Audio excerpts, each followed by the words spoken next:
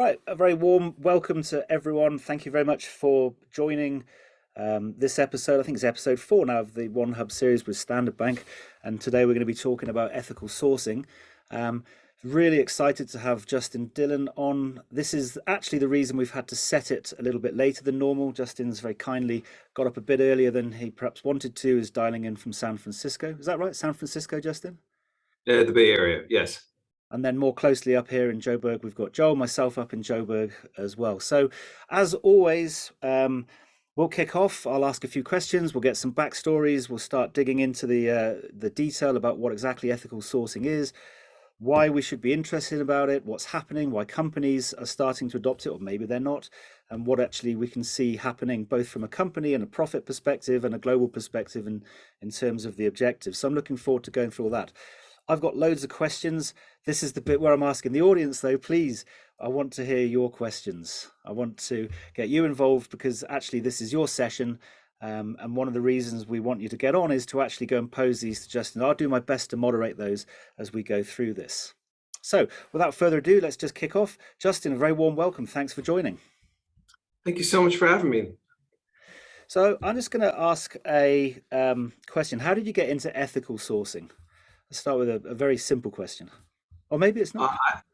I don't know if that was the dream in high school. That was not, I don't think I ever pointed my life to it. I think I fell into ethical sourcing. I think anyone who uses that term probably fell into it through multiple different stages. The company I run now, Freedom FRDM, is a supply chain risk and transparency platform. So we help companies see what's going on in their supply chains, address risk primarily initially around forced labor and increasingly around ESG risk factors, help them see those risks and act on it. And at the very heart of who I am, I've kind of always been a movement builder. I love seeing movements happen. I've had the privilege of getting to be a part of anti-trafficking movement over the last 10 years. I haven't worked in that space in over 5 years, but 10 years ago, 12 years ago, working with the White House and United Nations and getting to build campaigns, digital campaigns around awareness and action around human trafficking. And it was through that work that I saw one particular campaign that we did was a campaign called Slavery Footprint. We did this with the Obama administration and Google funded it as well. And it was essentially an online survey that could help you determine as a consumer how many slaves it takes to run your life.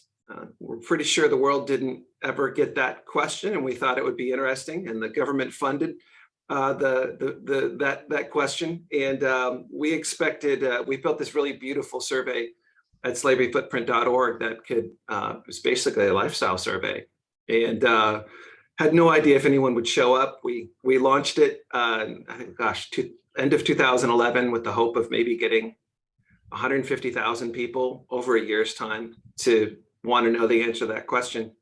And about 150,000 people showed up in the first hour. And today over 30 million consumers know the answer to that question all around the world. So that told me, that was the data that I needed to say there's something going on here in the space, ethical sourcing. You can't ethically purchase anything without ethical sourcing. And I want to say that again. There is no ethical purchasing without ethical sourcing. There's no ethical buying without ethical supply chains. And currently our supply chains are so opaque. And as we know from the pandemic, we know how broken they are. The number one job to be able to build a world that I think is in line with all of our values is to start organizing and optimizing and building transparency into supply chains. And so that's why we started our company. When you started it, I mean, it's very purpose driven. We're going to come back to purpose. Did you think that there was a business there as well? Or did you imagine this as a charity? You hope to get donor funding to move it forward? At the time we started it, I was running a charity. And so I knew how to do that. And and charities have a purpose, an incredible purpose in the world. And I got to live inside that world.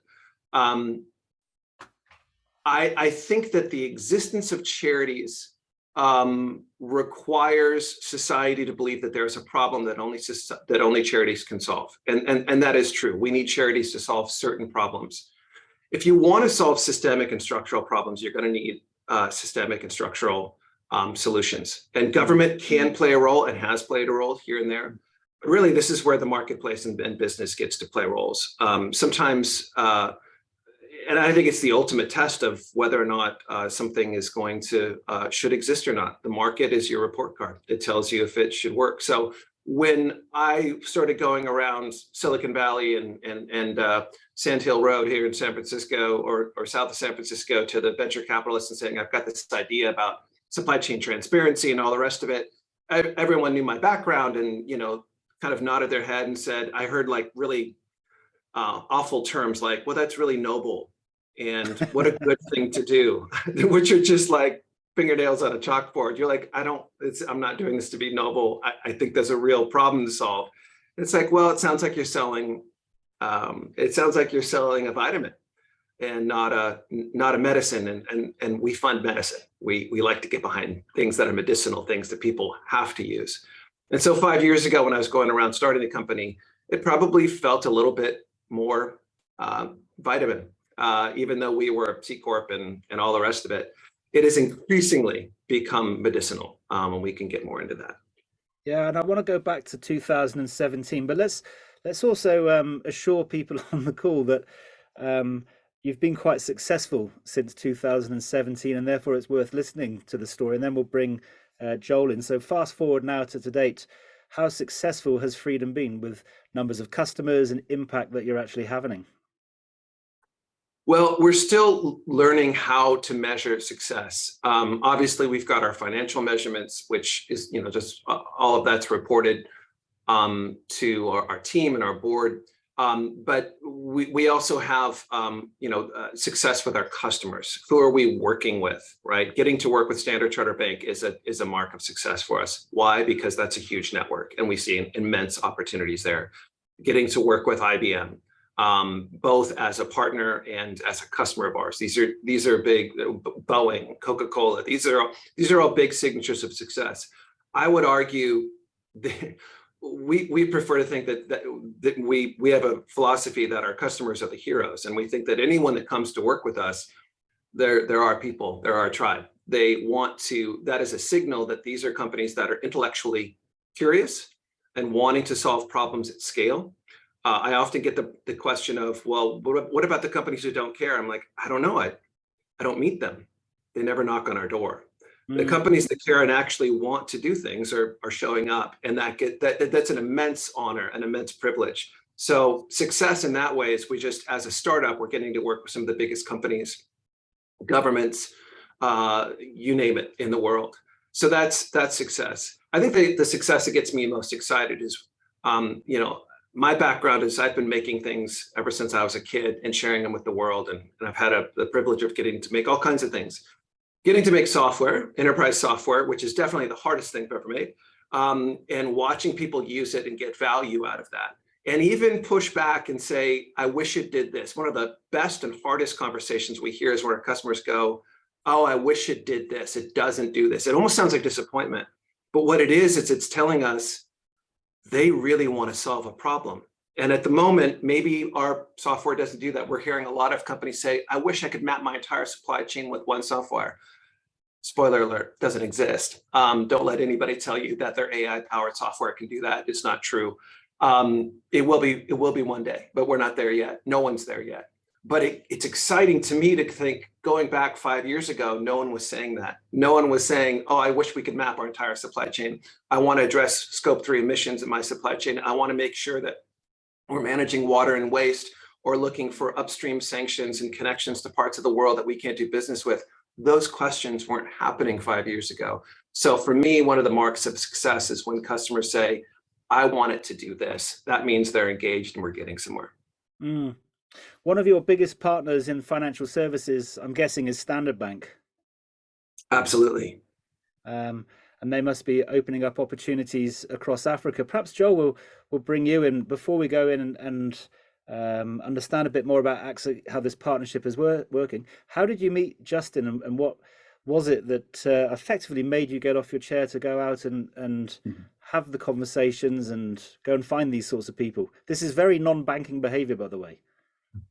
Yeah, thanks, Colin. And a few years ago, as we were trying to figure out how we as Standard Bank could help our corporate clients along their digital journey, we started investigating different ways we could bring value into them.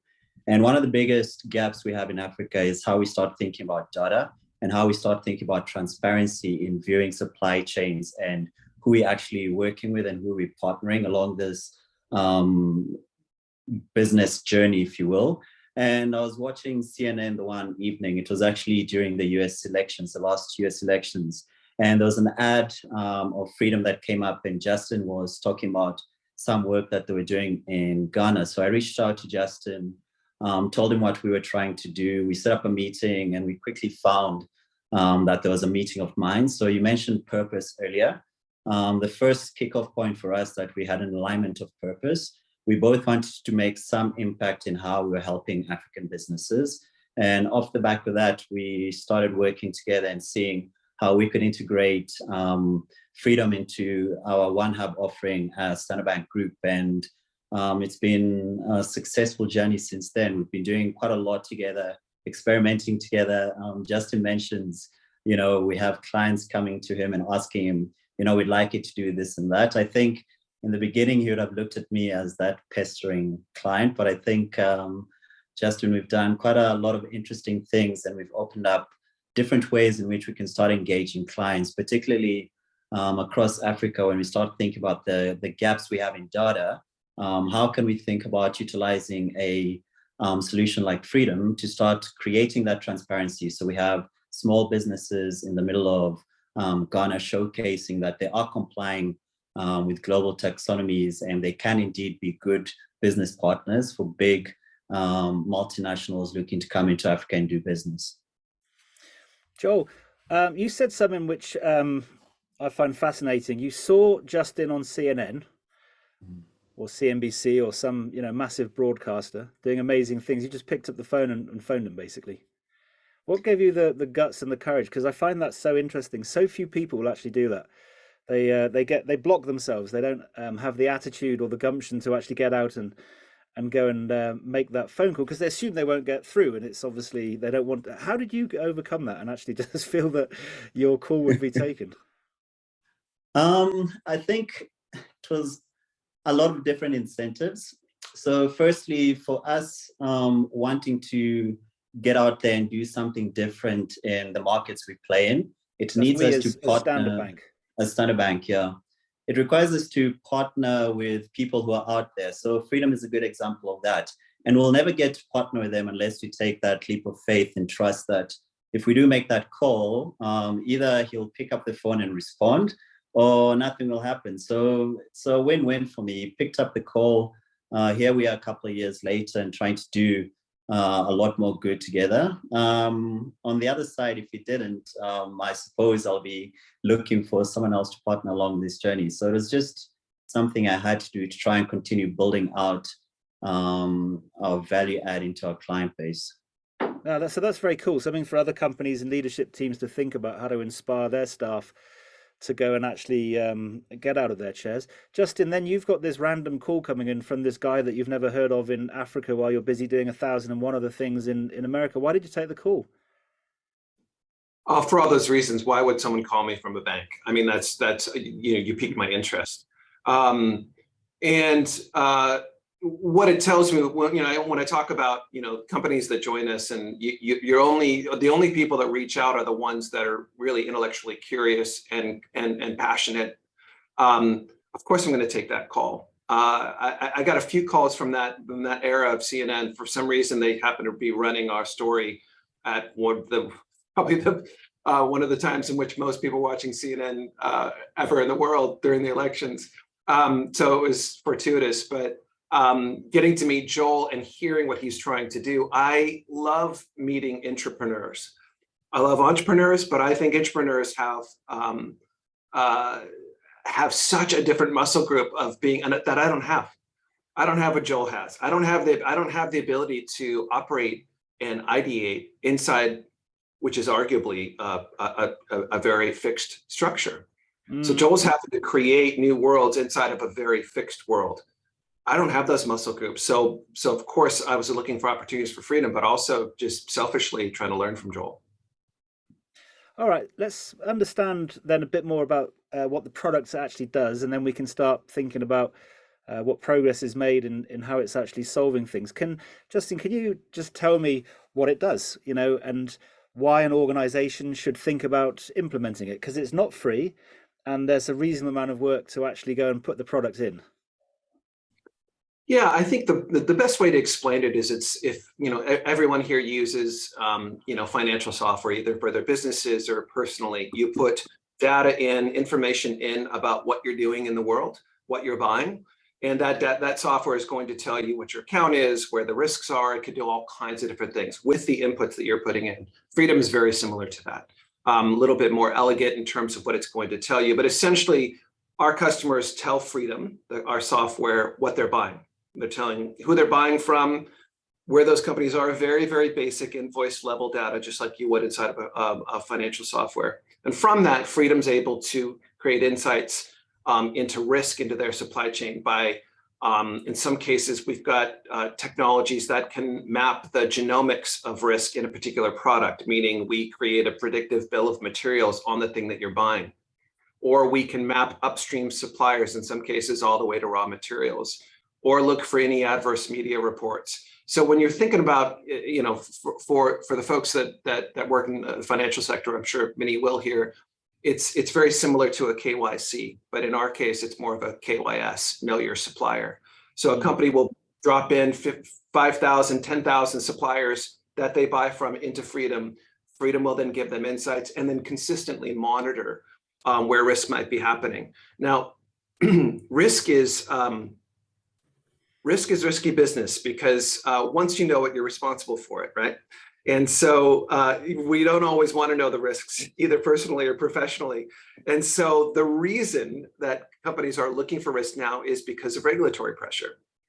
So almost every one of our customers needs to report out either against a Modern Slavery Act or a German Supply Chain Due Diligence Act, or in Australia, a Modern Slavery Act, or increasingly in Europe, next year, there's going to be an EU Due Diligence Act. So the need for supply chain transparency and risk management has increased exponentially over the last few years, and it's not going away.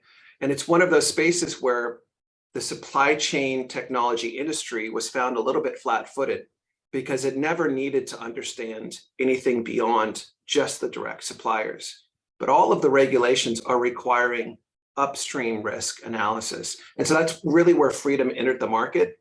The reason we were looking at risk beyond tier one suppliers is because that's where the risk was. If you're trying to map child labor in your supply chain, it's very unlikely that it's your direct suppliers.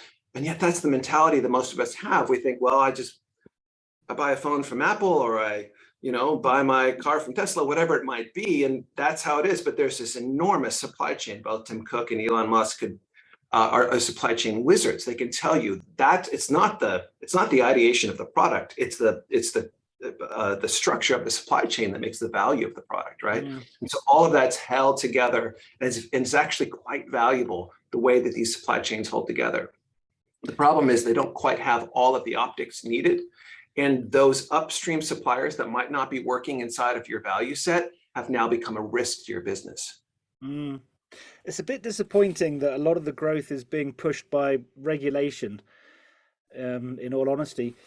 Do companies, if we took away the reg, would we be seeing progression in this space because companies also just see a business benefit? And I'm talking about companies which have got no ethics, all right?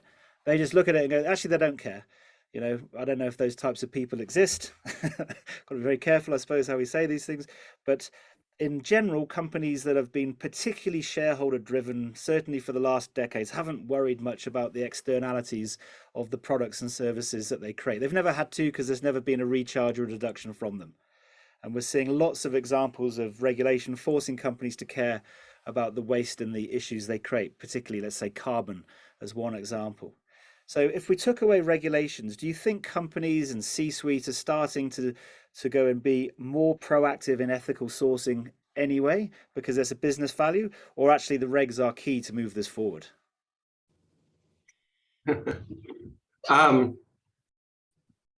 we're getting away from the operation of a business, and we're getting into the psychology of a human being, and I don't think that those two things can be separate. I have met with business leaders who cannot act upon this, but who desperately personally want to. If you want to call that a golden cage, there's lots of metaphors for it. But there's a great story about the civil rights movement here in the U.S. when Dr. Martin Luther King was going to President Johnson and trying to get him to pass a bill, and the president said, you know what, Martin, I've got all the responsibility, but none of the power as president, which arguably is an excuse. I've got all the responsibility, but none of the power. Congress has all the power. And as Dr. King was walking out of the White House in the West Wing, he turns to his colleague and says, "We've got to get that man some power." And I think that is a genius way of getting what you want to get done in the world. And it's very compassionate. It's very emotionally intelligent, which is, that guy's got a blocker. He may or may not. I don't know the man's motivations, but I know what is blocking him from acting on something that we want to happen. So we've got to, quote unquote, get him some power. And that's when the March on Selma happened, with the cameras. Those cameras pointed at the marchers is the power that the president needed, whether he wanted it or not, to move in the direction and bend the arc of the universe towards justice. So I tend to look at, we just need to get them some power. We just need to create the structure. I believe that most people do want to do good, but the structure that they're working in and the context they're working in doesn't necessarily allow for it. And that's why the marketplace is one of the greatest places to establish justice and create systems that operate with the values that we hold as human beings. Yeah, I love that. We'll come on these questions in a second, but just to want to round off on this power. One of the ways to create power is to go and show the leadership team what their clients are thinking about their organizations. Sure. What they're thinking in terms of whether they're walking into the shops or they're going to the competitors, because this is an important perspective. Now, I like to think that me as a consumer, when I see an organization doing the wrong thing, I will bypass that organization and choose for someone else. And I think if there's reasonable substitutes, there's a chance I might do that. I'm certainly aware of the fact when I look at organizations like Tesla, which are outright trying to do something which is perceived as being a sustainably beneficial product, and it is so different, and it's marketed in such a beautifully way. I want to go and use that particular platform. Not very helpful in South Africa because we don't have them, but so are you seeing consumers in general of all walks of life making that shift to ethically sourced, products? We've got, or have you got brands that are actually, doing well in that space, and we've got evidence that the consumers are marching with their feet? That's a powerful story to get the C-suite to actually move on this. When it comes to ethical, we're usually talking about justice issues, right? And there are no justice offsets you can buy. It's different than carbon. When we talk about people, there's no acceptable amount of child labor that exists in a supply chain, right? And yet it's in just about every supply chain. So there really does need to be a shift. The models that we've used to be able to create progress around environmental movement and sustainability, they don't necessarily pattern match when it comes to justice. So what is the thing that companies can improve upon? When I first started in this space and started looking at supply chains, which I'd never thought of before, but I started thinking about these like all the way back in 2007. I was thinking about what is something that everyone is connected to, that is something that they can participate in. It's very, very hard when you're thinking about justice issues when you're living in the Bay Area in San Francisco, right? Or justice issues that exist elsewhere. Obviously, justice issues are everywhere, but when you think about systemic injustice around the world that shows up as child labor and slavery, it seems quite far away, and yet supply chains are what connect us to it. And so that really got me thinking about how can we rally a movement around consumers around ethical buying. And it got me thinking about, how can I start bringing these consumers to businesses, just to let businesses know that this is real for them. And the first campaign we did was a consumer campaign where consumers just wrote companies. We created a platform. At the time, I was involved with a film that was in movie theaters, one of the biggest films on human trafficking. And so we used that film and all the media around it as a way to, have consumers write letters. Mm-hmm. And I remember I decided to write the first letter to see if the platform worked. And I wrote it to Steve Jobs. Why not? He was around at the time, and wrote a letter and said, Steve, my name is Justin, blah, blah, blah. We're talking about slavery in supply chains. Are you aware of this thing called cobalt in supply chains? It's mined out of DRC. There's got a lot of issues around it. Are you aware of it? And then sent it off, and of course forgot about it. But 4 hours later, I got an email back. Said, I had no idea. I'll look into it. Steve, with the footer sent from my iPhone, which I thought was clever. So that was cute. And of course, that was like the greatest email I ever got back ever. But you take, so that's 2007, okay? Last week or 2 weeks ago, Tim Cook announced that they're going to be using, by 2025, completely recycled cobalt. So it took that amount of time. Now here's how they're doing it. They're recycling the phones, which also recycling phones and taking iPhones and iPods, whatever they're selling off the market, it's good for their business, right? It keeps their business moving. Obviously, they're good at it. But it also gives a way to be able to scrape out the cobalt and not reuse it. So now they've created a justice model and a business model that works. And here's what I'm not happy about, Colin. No one's talking about that. See, we can't have an ethical consumer movement until everyone knows what perfect looks like, but people have a hard time celebrating what progress looks like. The media only picks up the bad stuff. That should have been a major story in terms of all of this, but instead we get all the finger pointing. So you're asking about an ethical consumer movement. Yeah, I believe so, but I don't believe it's going to be as dynamic, and it's got to be something where people start getting a bit more understanding about how things work. And when they see an announcement like that, which is profound, they celebrate it. I agree. All right, let's go over. Thomas has asked a nice question here. You're going to answer this one live. I'm going to reword it ever so slightly. How do you make sure your data is accurate? Obviously you need the clients to trust this. They're going to take big decisions on it. We'll talk about the decisions you're hoping they'll take in a minute. The data has got to be accurate. This feels like a really difficult ask. It is, and admittedly, it is as much an art as it is a science. And I know that isn't comforting. But here's our philosophy on that. Risk doesn't sit still so that you can catch it. So our algorithms and our data and our processes need to constantly be improving, and they are. Our innovation curve is quite steep, but never perfect. Never perfect. The first challenge that we have, and this isn't us obfuscating responsibility, but the first challenge we have is we can't do anything without our customer giving us accurate data. And 80% of supply chain data is unstructured, which is code for a hot mess. Yeah. So that is the first hill to take. And I would say a lot of our work is helping our customers. Initially, we kind of set a high bar. It's like, here's the structure of your data. You've got to have it. If it's not in this structure, we're not taking it. And then we realized our market got really, really small because most people aren't there.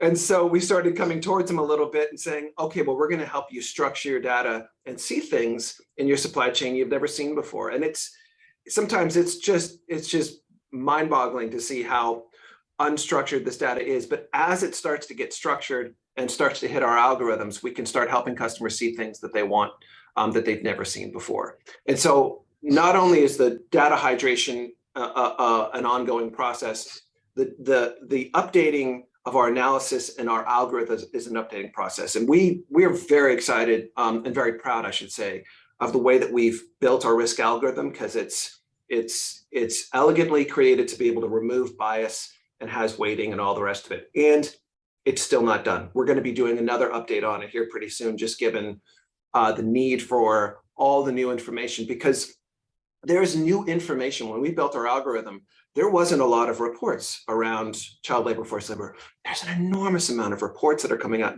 now from really reputable sources that we have to be able to harvest. And so anyone who's working with us is going on a journey with us that we are going to continue to get better around our analysis and around the way that we cleanse data. There was a question that came in before. I don't know if it was from a chap called Roy Irvine. I don't know if he's on the call. It was a great question. He highlighted that De Beers have introduced a ethical sourcing model using blockchain. And I guess the question off the back of it is, do you see blockchain as being a potential benefit in terms of what you're trying to do? I mean, the idea is if you can use cryptology to go and mark every single object in that supply chain, it becomes very easy to audit and assess where it's came from and the origins of it. The answer is it depends. That's a great case study. Diamond mining, any kind of commodity mining, blockchain can play a huge role. But blockchain is just like any platform. Its value is based on the inputs that goes into it. You can create. It's just like I could create a social network tomorrow, but it doesn't mean anything if anyone doesn't show up. Right? It's not a social network until there's something social happening on it. The same thing for blockchain. We actually, when we first started the company, we wrote our own white paper because it was in the salad days of tokenized economies and all the rest of it. And it actually did shape a lot of the way that we have set up our 10-year growth model in terms of our product. But we've realized that blockchain may come into play later down the road. But again, that's not the problems at massive scale. That's not the problems we need to solve right now. What we need to solve is issues with data. And we need to solve the ability to be able to find that data and put that into a system, whether that needs to be a system like blockchain or just the systems that we use. Right now, that's not the problem that we see. The problem that we see is being able to get that data from the sources. Just so you know, there's companies, and we rely on trade data. We rely on a lot of publicly available data or some not publicly available data that just doesn't get published. So there's countries in the world that are a black box. And so you have to use different types of tools to be able to find who owns what company and what's coming from where. Some countries just make that very difficult. And in that case, blockchain wouldn't have much of an impact. I'm glad you said that because I do quite a lot of stuff with fintechs and in that startup economy, and it's blockchain. I hope Monica's not listening. I'm still not convinced, but anyway, that's for a different conversation. Joel, tell me. So I've learned a lot there about what you're doing, and I love it, to be honest. Joel, tell me more about why Standard Bank's got involved. I'm trying to understand. I mean, it looks great. I mean, I'm glad that you are involved, but where are you actually seeing this being something which is both profitable and beneficial for Standard Bank and equally so for your customer base? This is very non-banking what you're doing. Thanks, Colin. There are a number of different ways where we see getting a lot of value out of it. So firstly, we've put the data through our own procurement team, and it's given us a lot of understanding of some of the risks available further down into our own supply chain. So it's good for us to then pass on a product like that onto our client base. We're also starting to think about how we start using it a bit differently in the bank. So how do we start looking at who we're actually doing business with and what potential risks it might come out of having that relationship? Not to say it's going to change it, but it changes the conversation that we start having with some of our clients. And it also helps create a little bit more transparency in their own operations. So imagine having information where you can share with a client, telling them about an nth tier supplier who could potentially create some sort of risk into reputational risk into their business. So we start seeing the application of both the downstream as to how it's not just touching us and our clients, but also potentially their suppliers and also people they might be doing business into. And I think from creating a network for these platform businesses to grow, you need to have that network of interconnected businesses supplying information into the system to create that rich data. And also ultimately, we can start holding each other accountable as to what we're doing. I think ultimately, if we start thinking about one of the good things with Freedom is it helps give the suppliers a rating. So you get a Freedom rating depending on how your practice is going or how your operations are going and the information you put into the platform. What we're starting to see is this also helps a lot of businesses on the continent who do not get your traditional ESG or sustainability rating. So we're helping expand the reach, if you will, of how far in we can start showing that even smaller businesses are actually doing good. They are sustainable and they should get the benefit by getting a rating in terms of giving them that sort of stamp in showcasing what they're doing. So there are a lot of different ways we can start looking at how it could help benefit us, and commercially down the road, how it could also help the likes of Freedom in our partnership. But most importantly, it's just creating that transparency and helping our clients and their clients get a better understanding of who they're doing business with. Are your clients a bit confused when you're going to them and talking about, let's call this sourcing software as a service and pushing it through one hub, as opposed to how many basis rates you're going to charge them and the penalties for going over their overdraft limits? Because in brutal terms, this is very different what you're doing. Yes, and I'm lucky to be part of an organization that has thought about how we can potentially help our clients differently. So we have what we call the traditional business of Standard Bank, which is, how can you help fund me or help my business grow? But we come from a very different perspective. We think about how can we add value over and above just the banking or the financial side. So ESG or sustainability is quite a huge and hot topic right now. And we found that a lot of our clients might know what they want to do. They might know where they want to get to, but they don't have their tools or solutions to help them get there. And ethical sourcing is one of them. They want to do good.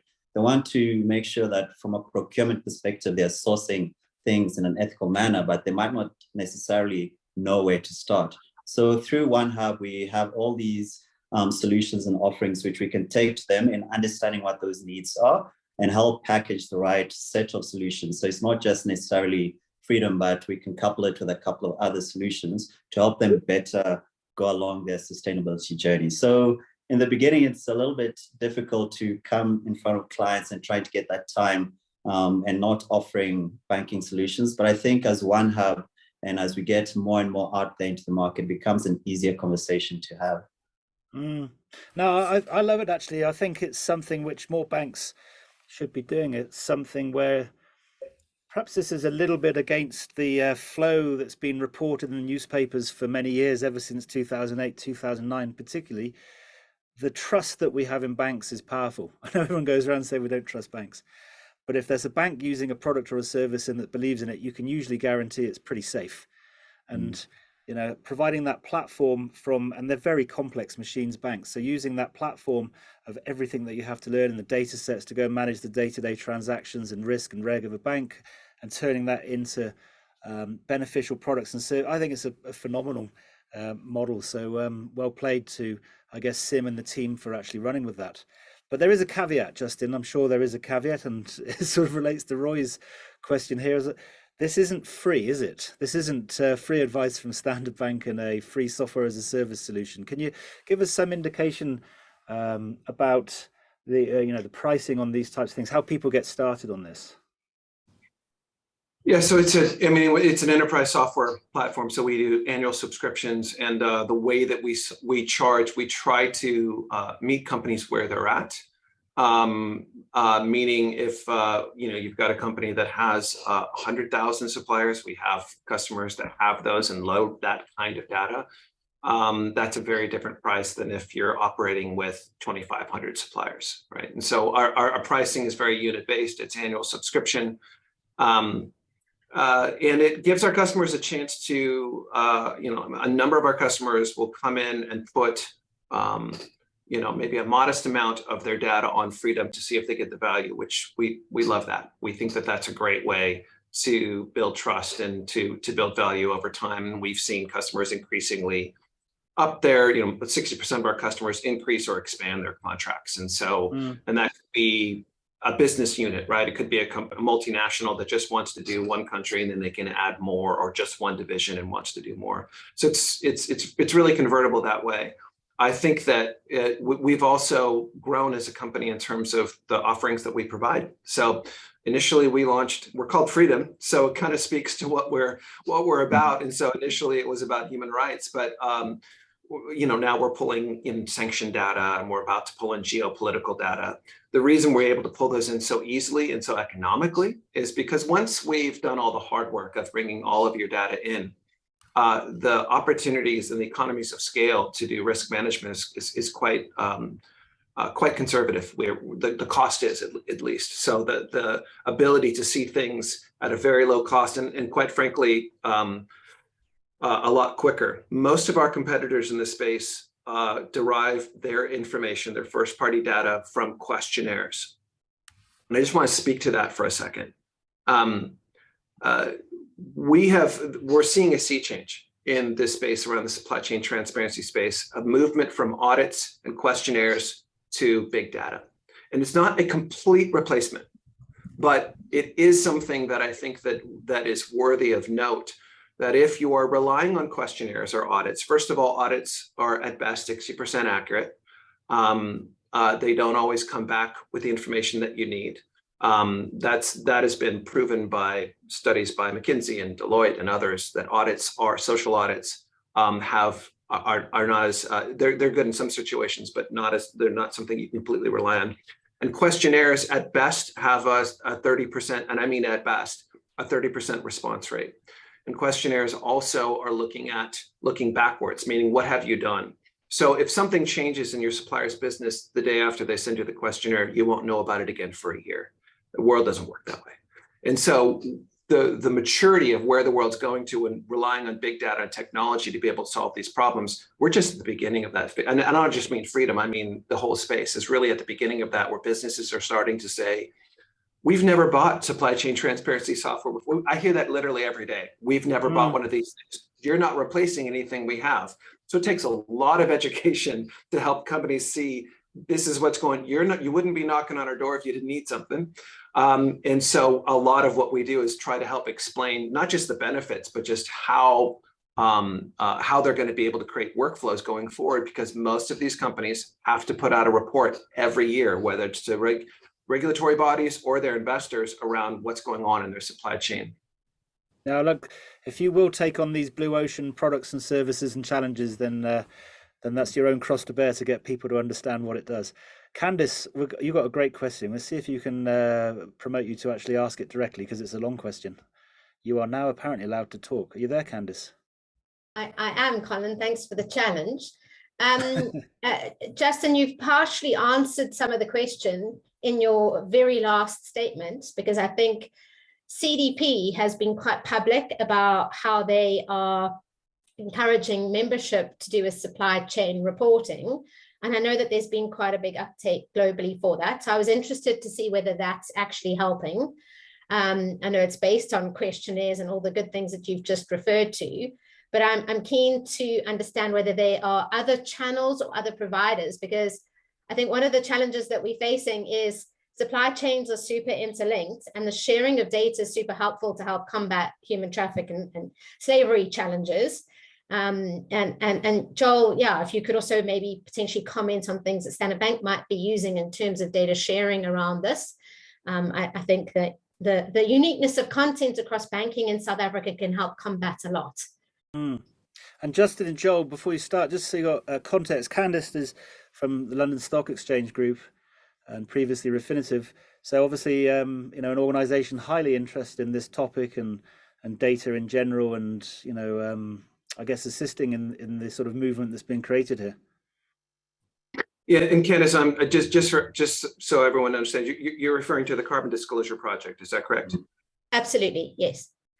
Yeah, and so there you go. It's in the title, Carbon Disclosure. That is the opportunity and the challenge.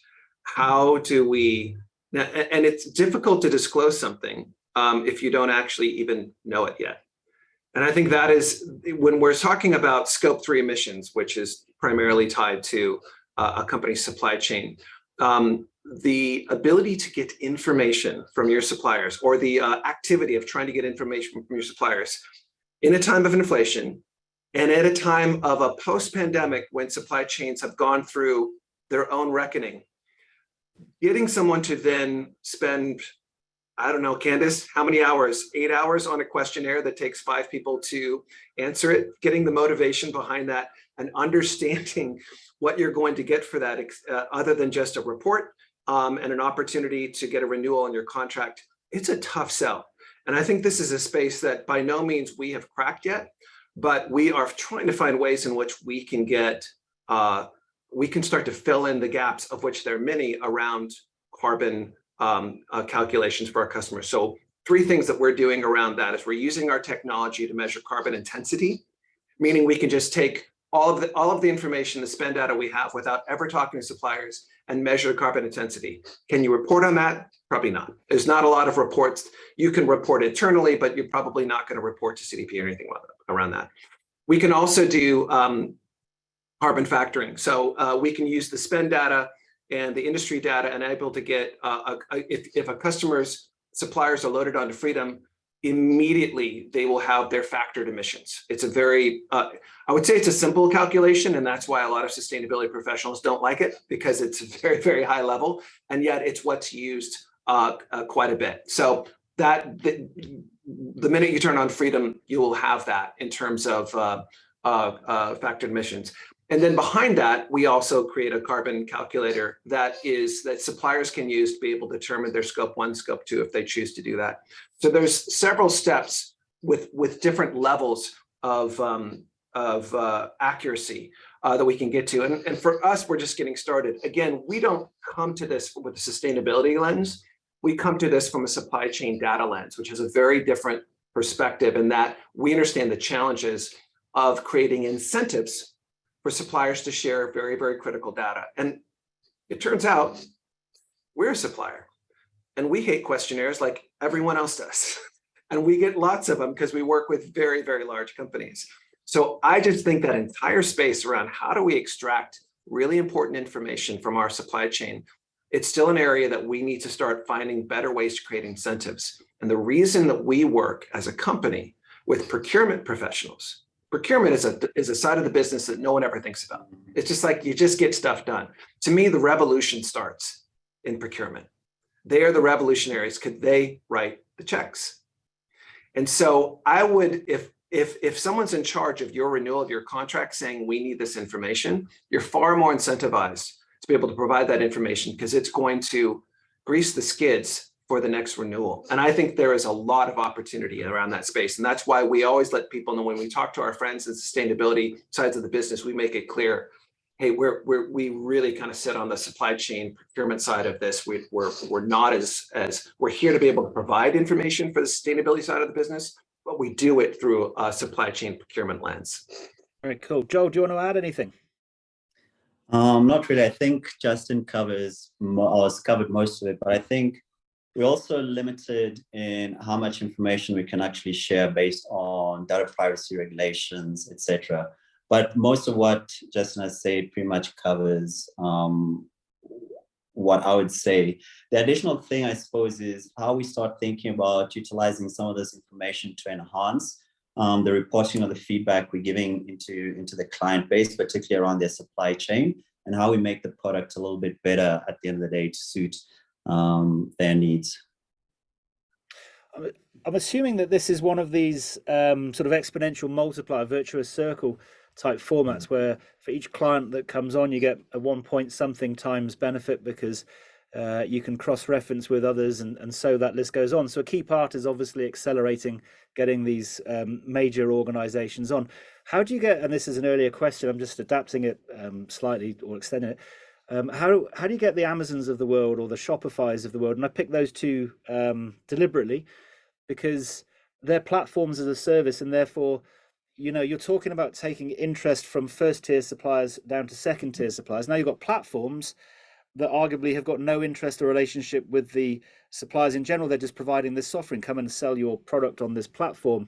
A bit like Uber tries to say that they're not really employing staff. How do you get those guys interested? Well, we've had several conversations with them. Obviously they're thinking the way that they're a retail organization, they think very differently than a manufacturing or even a services organization does about supply chain. But do keep in mind, maybe not Shopify, I'm not familiar with that, but Amazon does have its own supply chain, not only for its indirect spend, but also for products that they create. And so they do have a lens on this. They're just so big. It's very, very hard to get to get one idea going through there. I will say that I know companies like that are thinking about this and trying to find ways in which they can systematize this kind of transparency. I think when it gets real, and I'll just, for us as a company, we're not afraid to share our ambitions. Like we want a rating alongside the stars and the number of reviews. Eventually, we believe that within 5 years, it's not just, we talk about ethics and sustainability as being measurements of which no one knows what 0 to 100 means on those, that a normal buyer does, right? I think we're going to have a new measurement in the space, and it's going to be transparency. How much do you know about your supply chain and your business? There will be transparency ratings. We offer transparency ratings on our system, and we work with our customers to increase that. And I actually believe that transparency is how you get away from greenwashing, or my favorite new term, green wishing, because you're pulling data into the system. You're providing a level of third-party empiricism to goals that you're not even going to be around to hit because they're 15 years out.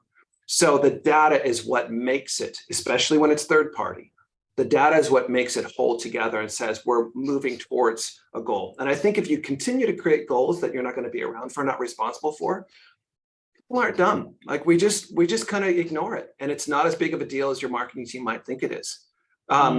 You need to start putting some empiricism behind your goals. And yes, you're not going to get, look what happened to Apple. That was not a big enough story. But to me, that's a massive story. And to anyone who truly cares about ethical procurement, a massive story, because they've been working on it clearly since I sent my email. I'm kidding. So this is something that this is something that we need to start changing the way that we think about it. And transparency is how you do that. So I love transparency. And I'm now going to take a sort of 180. I don't know how many competitors are in this space. I'm assuming there's a few. Are there? There are. Yeah. And this is one of those things where you need to be running as a business and you are competitive, but there must be huge benefits from cooperating with your competitors in this space. How are you sort of managing and dealing with that? Because it must be a really interesting conundrum for you and your competitor peer groups. It is, and I actually love it. And there's some competitors who, we've got competitors that are more like dogs, and some competitors are cats. Cats don't want anything to do with you, and they just kind of walk off, and you need them more than they need you. But there's some competitors that are more like puppies, that we all kind of need each other, right? And those are the ones that we would say we're in co-opetition with, and our success is tied together. And there's a number of third-party data platforms that we get to work with. We're in business with consulting firms and that are also have solutions around what we do. It's kind of crazy when you've got 250,000 employees and no one knows what anyone's doing. It's like, do you know we're a customer and a partner, and we're just a small startup in their ecosystem. So I think as a company our size, partnerships can be just daunting, especially with large companies. It's exciting. We've worked with SAP. We've worked with some of the biggest companies in the world. Very exciting. Love going to the conferences, all the rest of it, but you can get lost very quickly. I think for us, where we're gravitating towards is the companies that are kind of in our space, have been around about the same amount of time or a little bit longer, that are solving a different side of the problem. There could be a company that's really solving for the interrogation and entity matching. We could really use that and find ways in which we can partner with that. And as we start to bring that to the market and say, you know what, there is no one solution, but there might be ways in which a couple of these work together, and we're going to make this easy for you, because no one likes buying multiple pieces of software. But if we can get them to work together, and that's a lot of what Joel and I are trying to do at Standard Bank, is how can we just make this easier for customers, where they just come on with a single sign-on and get what they need. That's really what the market needs. I have no question that the market is heating up around wanting supply chain transparency. They just don't want more friction. No one wants more friction. No one wants more software. No one's asking for more software. So how do we make it easier for them? And partnerships is one way to do that. You must compete for the same resources. I don't know how many resources, maybe give us an indication that you have on average as you're growing and scaling and going global, but I guess you compete from the same sources. A lot of major SaaS players are. I mean, you mentioned SAP. I mean, that might be one example. Others that work in supply chain management. Are you finding that your purpose and the is a helper or a hinderer in terms of getting top quality talent? Oh, do we as a small startup have challenge getting talent? Yeah, I suppose that's a much. We should swap places. That was a better way to ask the question. Yeah. Look, it obviously the labor market changes quite drastically. It certainly has this year. It's very hard a couple of years ago, but I can speak to the people that are on our team are hungry. They know what it means to be in a growing, they know what it means to grow a company, and very passionate about the things that we're trying to solve. And it's rare that people can, the kind of people that we have on our team, both care about a mission and also care about making money. And both things can be true at the same time. We want to grow a business. We want to grow a big business. And we know that in growing our business, we're helping achieve our mission, because our mission is to make supply chains transparent. Because once it's transparent, problems start to solve themselves, because problems can't hide. And I think that that's, to have a team that gets that, that's very, very rare. So we're very fortunate to have the team that we have. We're also, we're all over the world, right? So we're a completely remote team. We don't have a headquarters. You're looking, well, I've got the screen, but you're looking at, it's not very impressive. So, you know, we're very scrappy in the way that we do this, but I think that's also really difficult to find remote teams that are in line with your values, in line with your passion, and, you know, really want to make something grow.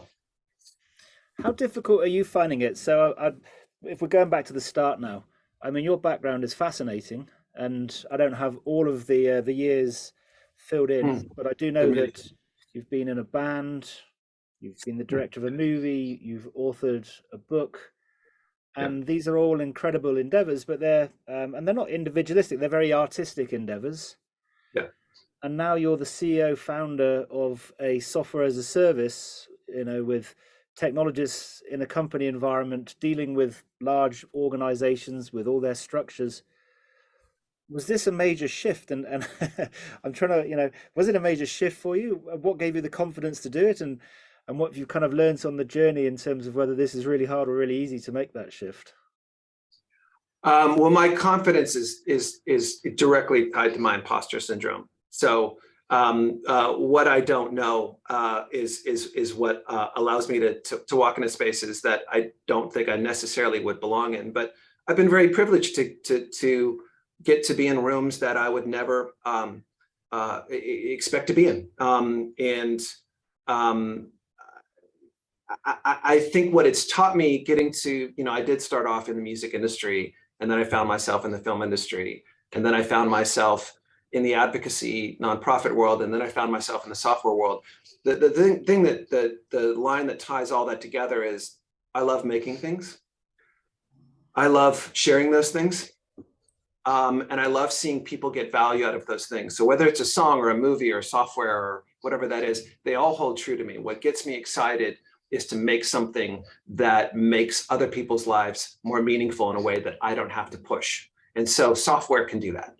Enterprise software, a little bit tougher, but the reality is that we know, and what we share with our customers like Oshkosh and our dear friend Alec at Oshkosh, like we get so excited talking to them because they're taking their huge company that's making their whole mission is to protect people, and they brought that mission. They make, you know, they make fire engines and all kinds of stuff.